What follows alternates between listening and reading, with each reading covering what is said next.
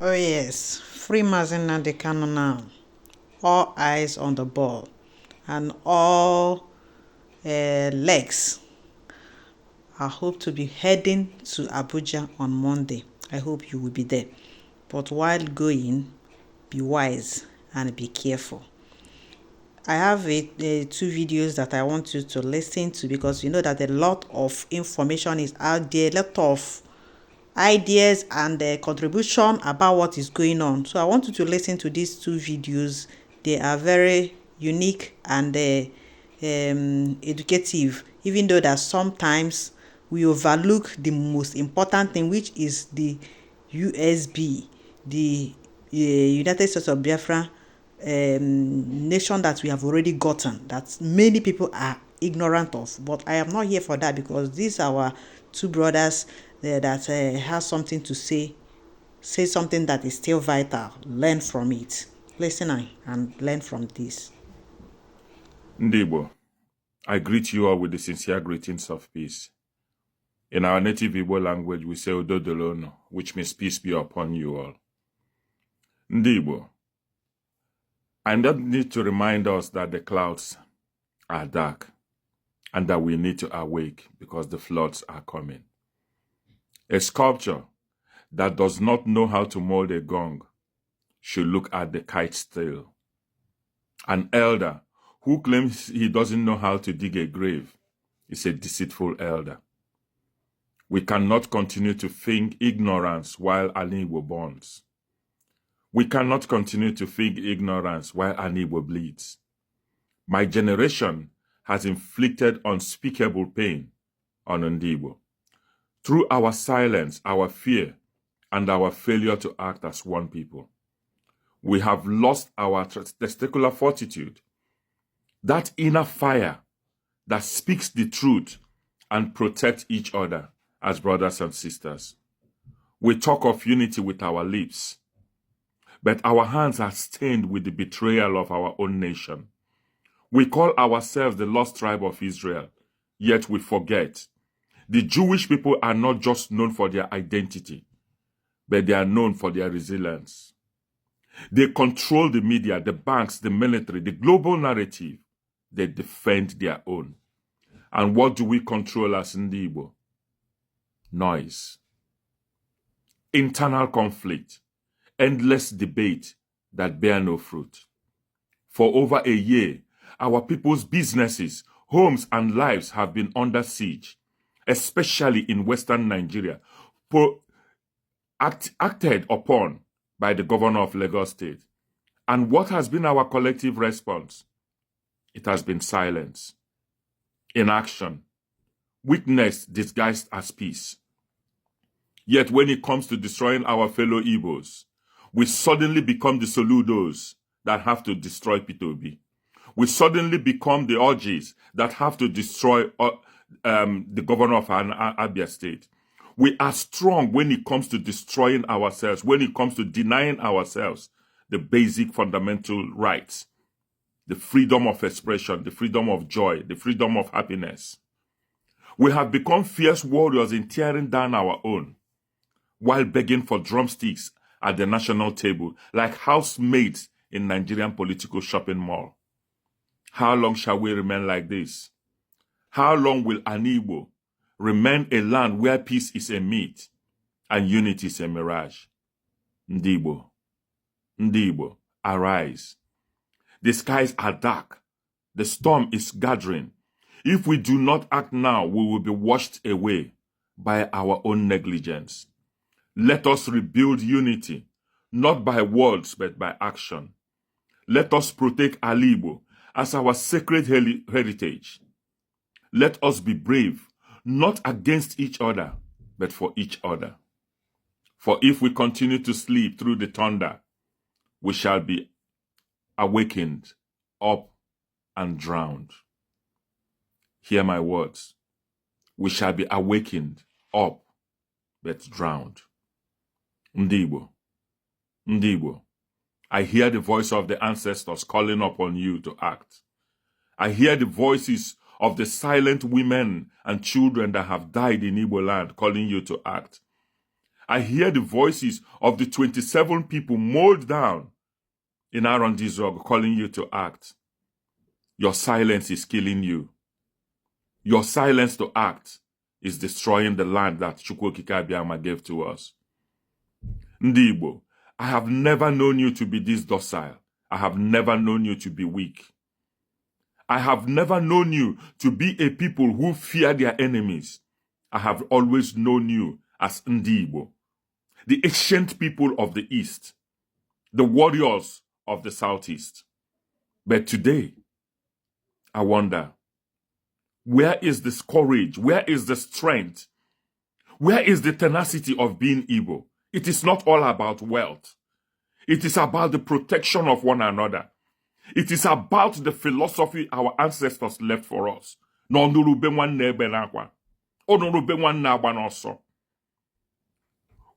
came out of the war with 20 pounds.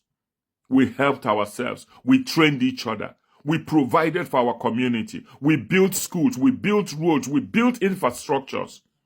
Today, we are developing other people's land to the detriment of ours. Look at the pain our people are going through in Lagos. And still, some of our people are still acquiring land to build in those places. The governor of Lagos State has declared an infrastructural war on us. He's destroyed everything that we own. He's destroying them on a daily basis. They are renaming everything as petite, as mundane, as a bus stop. Shame unto us if we do not get up and say enough is enough. Ndi Igbo is a land that is flowing with milk and honey with courage. What is stopping us from going back home to develop our place? We say we are the lost tribe of Israel. Israel went back in 1937 and beyond. They built themselves from nothing. Why is Ndi Igbo not doing the same? Why do we have to beg for things that belong to us? Because we have decided not to be a people of courage. The same Igbo people, our fathers fought for 3 years. Without guns, they manufactured them. Without ammunition, they produced them. Without armored tanks, they created them. Without a bank, they built a central bank. Without infrastructure, they constructed roads. They held on for 3 years. These are the people we are the product of, we are the children of.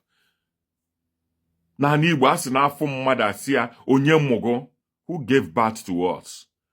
Why have we become this mundane? Why have we become this docile? Why have we become a people any idiot can trample upon and no reaction?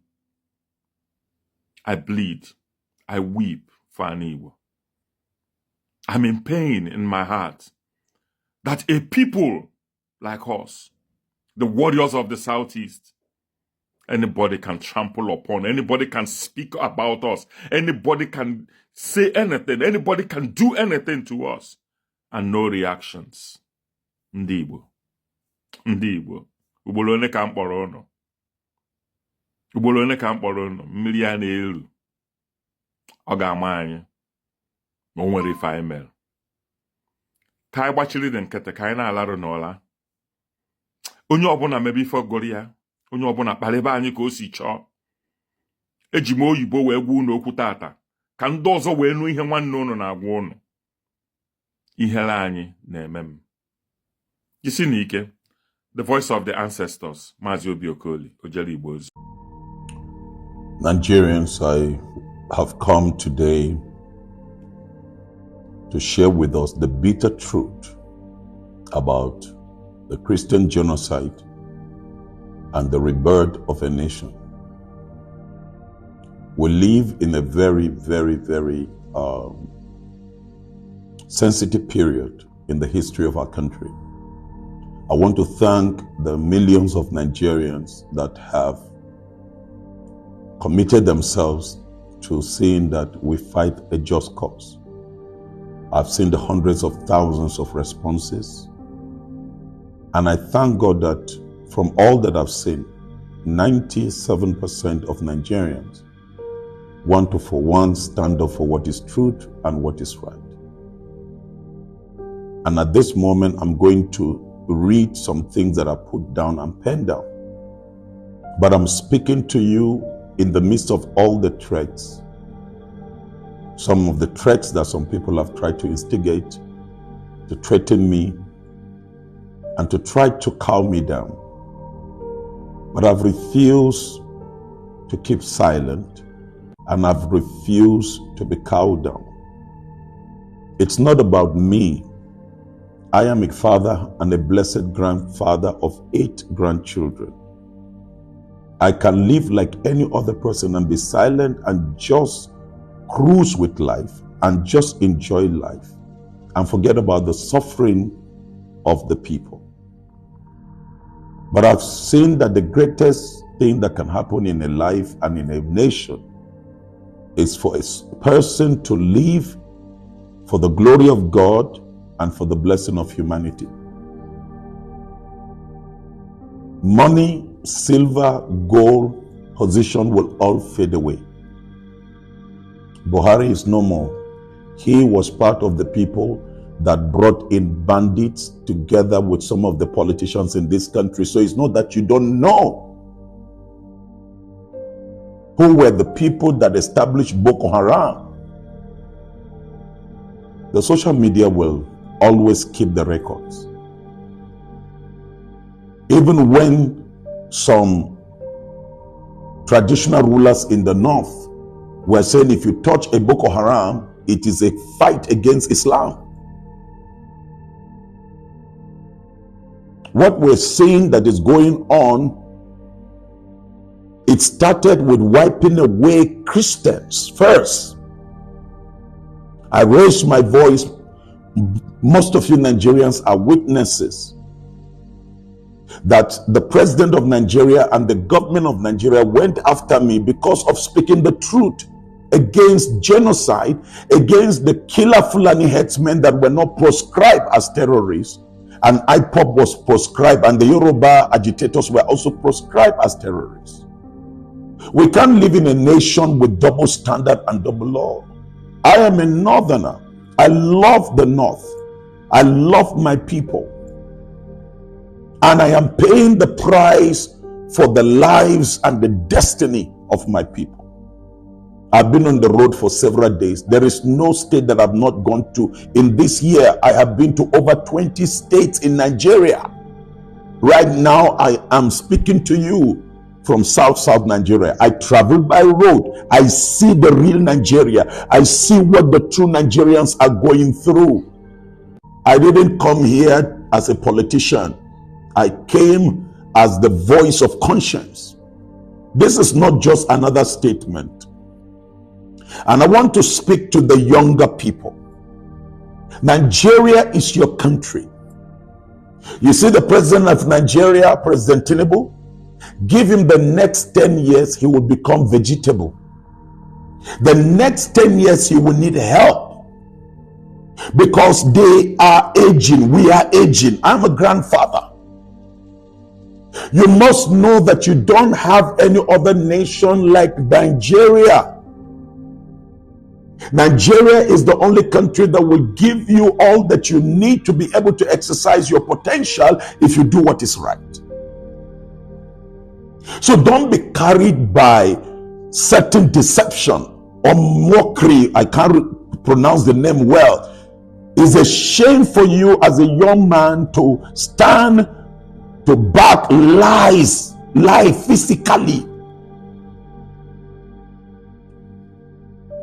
I am grateful to the Americans. I am grateful for the people in the World Cup who stood with banners to tell the world that the Nigerian Christians are under genocide and they need to be defended. As much as the defense of all the Muslims that are being killed right now.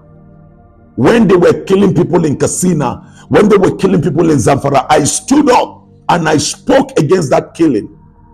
But you will never find Christian militias. What you find is Islamic militia.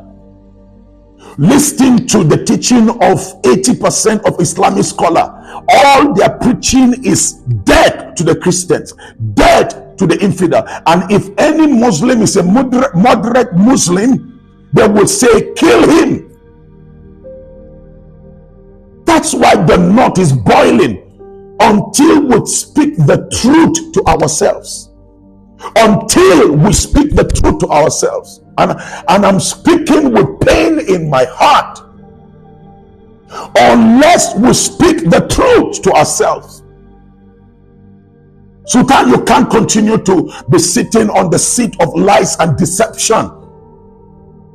Northern leaders, you cannot. Look at now recently, look at what the Nasarawa State Governor just said yesterday of another group of Islamic jihadists that now are causing mayhem.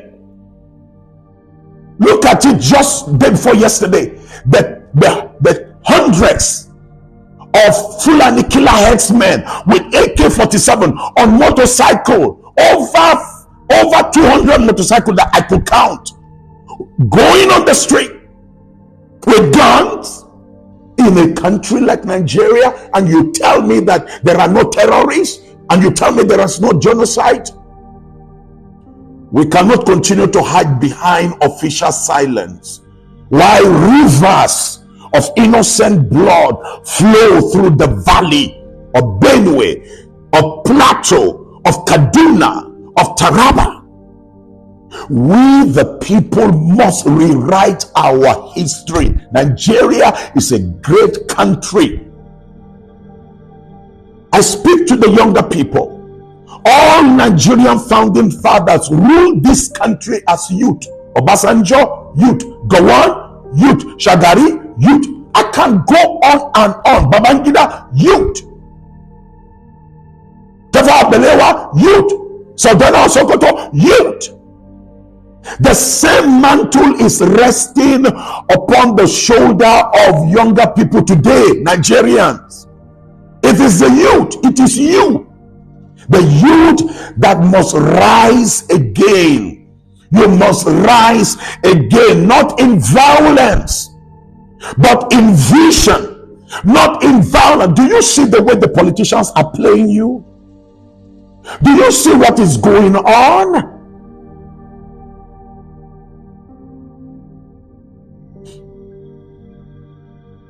I saw the killing that took place just the last 24 hours on the plateau. And all of these places where Christians were wiped away from their community, taken away from their community, the terrorists are there. They are there as I'm talking. Where is the list of the sponsors of terrorists that the United Arab Emirates sent to Nigeria? We have it. You have it as a government. Why don't you go after them? So I am calling on America, and I'm calling on the entire world to put pressure on the Nigerian government. I want the international community to help Nigerian government, help the Tinubu administration. He met it, but he must get to solve the problem.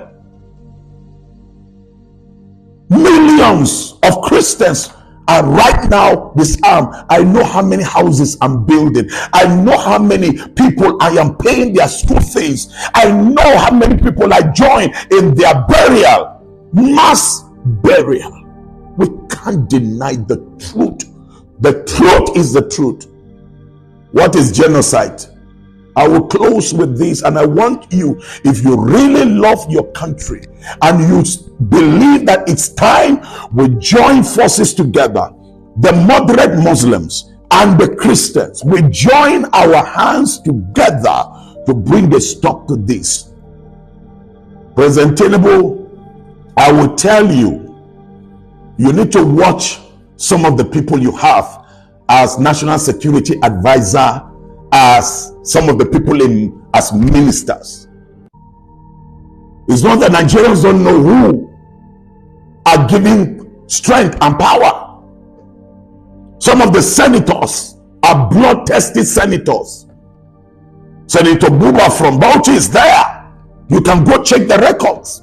How many of the bandits he has kept in his house and gave them ammunition and gave them? It's there. The DSS director, you know them. The chief of defense staff, you know them. You gave an order to go clear them. You know where they are. I know that sometimes your hands are tied, but let Nigerians for once rise up and say enough is enough. The killing, the inflicting harm, the forced displacement. Oh God, I pray that we all come to this point to know that there is only one nation, and this nation is our nation. We must all fight together. So join me in this move. Let's pray at the same time. Let's speak out and cry out for this government to get things right. I want to encourage this government. Stop spending money trying to send people around the world to say that the stories are not true. I mean, America has embassy here. There is no country that doesn't have embassy. They know what is going on. All we need to do is for us to say, yes, this evil is on, killing is on, but now we will rise up as a nation, as a government, and flush out this bandit. Nigerians are ready to cooperate. Kwara is being destabilized. Southwest is being destabilized. The entire Northwest now is ungovernable. You had the cry of the governor of Zamfara. What is going on in Borno? The persecution Christians are going through. There is no one Christian in the far north that can tell you they have C of O to their church. In schools, they are not allowed to have their Christian religious knowledge. In this same country, these are citizens and indigents of the land. So today I am appealing to every Nigerian of conscience. You can come and abuse me, you can say whatever, but I am speaking this far for you to know. It's time to wake up. You can see the people that were hired to come, and the people could not hide the truth.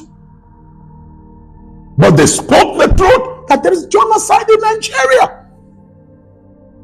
We can't continue with these liars in government. Nigeria, you will know the truth. Church leaders, you will know the truth. Imams, you will know the truth. And it is the truth that will set us free. And so I pray that the God of heaven, who hears the cry of the martyr, the blood of the people that were shed, the blood will continue to cry until defense comes for the innocent in this country. May God bless you, and may God watch over every one of you as we join forces together to reclaim the soul of our nation. God bless you.